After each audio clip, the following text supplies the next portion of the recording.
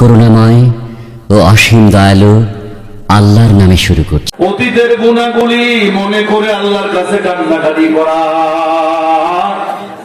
আমার মতো গুনাহগার কেউ নাই। এই মজলিসে আমরা যারা আছি, কেউ দাঁড়ায় বলতে পারবে যে আমার গুনাহ নাই? কথা বলে দাঁড়ায় বলতে পারবে যে আমার গুনাহ নাই? সবাই আমরা গুনাহগার, তবে মাফ করার মালিককে আরো জোরে বলেন। মাফ করার মালিক আল্লাহ।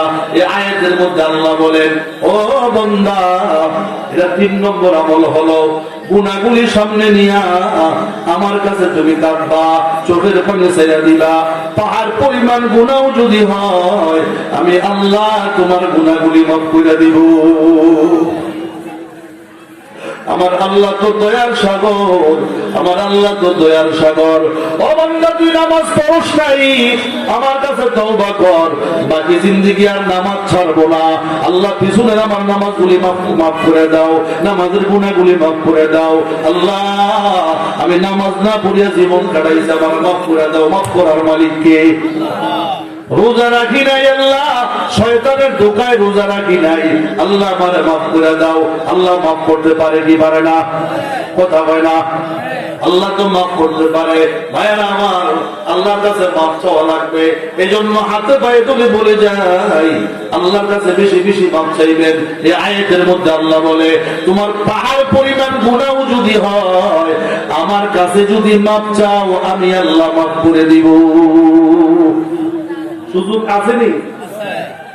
আল্লাহ বলে মদ পান করছো, পয়গম্বর বলেন মদ পান করেছো, জিনা করে ফেলাইছো, আল্লাহ ভুল করে ফেলাইছে, আর করবো না, আল্লাহ আর করবো না, আমার মাফ করে দাও।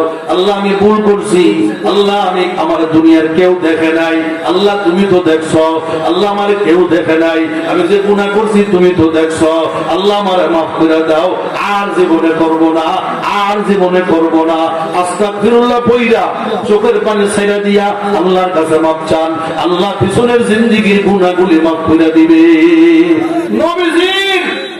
নবীজির উসিলা আল্লাহ আমাদেরকে মাফ করবে। আমিন কর, আরো জোরে বলেন আমিন। এক সাহাবী রাস্তার মধ্যে কাঁদতেছে, এমন কান্না হযরত ওমর দেখছে। কান্দকে, আমি যে গুনাহ করছি, এই গুনাহগুলি মনে হইলে চোখের পানি আর রাখতে পারি না। কি গুনাহ করছো? বলে আমার গুনার কথা আপনি শুনলে আপনিও কাঁদবেন। ভালো করে শুনেন, কি গুনাহ করছো? বলে আমার একটা অভ্যাস হলো, আমি কাফন চুরি করি।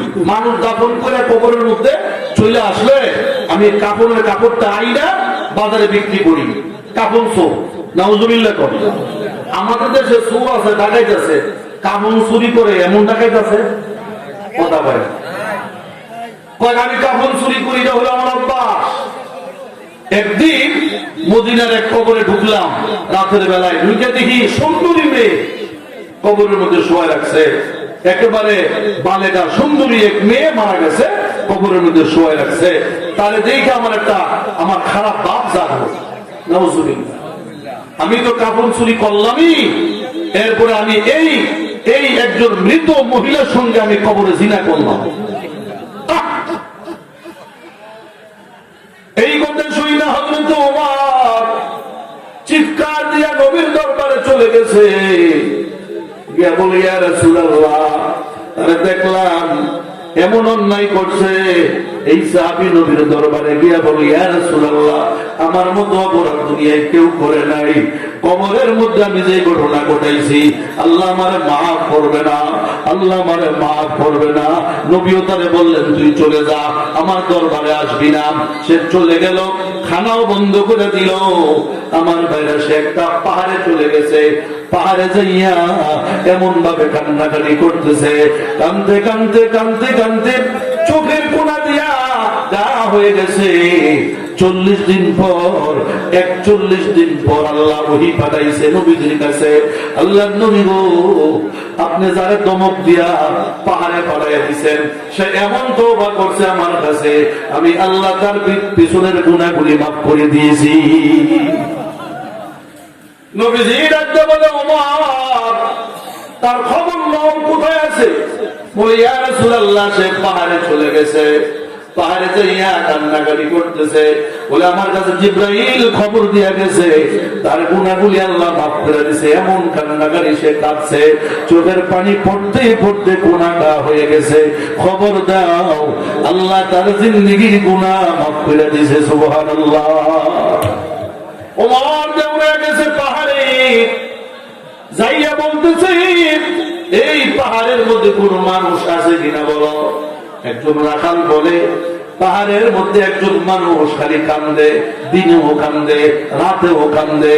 তার কান্না এমন কান্না, তার কান্নার কারণে আমাদের উটগুলিও কান্দে, আমাদের বকরিগুলিও কান্দে। এমন কান্না কোনোদিন দেখি নাই। এমন কান্নাকাটি সে করতেছে। ওমর বলে কোন পাহাড়ে সে থাকে? বলে এই পাহাড়ের মধ্যে যায় দেখে কঙ্কাল হয়ে গেছে। অল্প কিছু খাবার ছিল, খেজুর এগুলি খাইছে, পানির সাথে ছিল, পানি পান করছে, পানিও শেষ, খেজুরও শেষ, কঙ্কাল হয়ে গেছে। ওমর গিয়া বলে কি আমল করছ? আল্লাহ তোর জীবনের সব গুনাহ মাফ করিয়া তোর নামটা আল্লাহ ওলির খাতায় তুলে দিছে। আমার ভাইয়েরা এখনো সময় আছে, আল্লাহ দরবারে কান্নাকাটি করে, মাবুদ আমার মতো গুনাহগার কেউ নাই, আল্লাহ আমার মতো অপরাধী কেউ নাই। রাতের বেলায় বালিশের মধ্যে মাথাটা রাইখা একটু চোখের পানি ছেড়া দিয়ে রাত্রে কান্দেন, আয় আল্লাহ কত গুনাহ করছি, যৌবন কালে গুনাহ করছি, নামাজ না পড়ে কত গুনাহ করলাম, রোজা না রাইখা কত গুনাহ করলাম। আজকে যদি মরে যাই আমার বিবি আমার সাথে যাবে না, আমার ছেলেও আমার সাথে যাবে না, আমার মেয়েও আমার সাথে যাবে না, পাড়া প্রতিবেশী কেউ খবরে যাবে না, কি জবাব দিব? এভাবে আল্লাহর কাছে কান্নাকারি কইরা মাপ চান, আল্লাহ পিছনের জিন্দেগির গুনাহ মাফ করে দিবে। সুযোগ আসেনি? কথা বল, আরে ভাই সুযোগ আসেনি? এত সুযোগ থাকার পরেও যদি জাহান্নামে যাওয়া লাগে, আমাদের মতো খারাপ কপাল পোড়ার কেউ নাই। জোরে বল ঠিক কিনা? এমন নবীর উম্মত আল্লাহ বানাইছে, নবী দোয়া করে গেছে, আল্লাহ আমার উম্মত যদি গুনাহ করে ফেলায় তুমি মাফ করবা কিনা বলো। আল্লাহ জানাইছে, বন্ধু উম্মতরে বলে দাও যদি ভুলে গুনাহ করে আমি আল্লাহ তারে মাফ করে দিব, আমি আল্লাহ তারে ক্ষমা করে দিব। আমার ভাইয়েরা, শয়তানের দোকায় কত গুনাহ হয়ে গেছে, শয়তানের দোকায় কত অপরাধ হয়ে গেছে, কেউ জানে না। এমন গুনাহ আমরা করছি, সমাজের মানুষ জানলে সমাজে কেউ জায়গা দিত না, দুনিয়ার কেউ জানে না। আমার মালিক আল্লাহ তো দেখে, আল্লাহ তো জানে, আল্লাহ তো বন্দার গুনাহগুলি দেখা রাখে, আল্লাহ তো বন্দার অপরাধগুলি দেখা রাখছে। আল্লাহ যদি প্রকাশ করে দিত সমাজে আমরা মুখ দেখাইতে পারতাম না।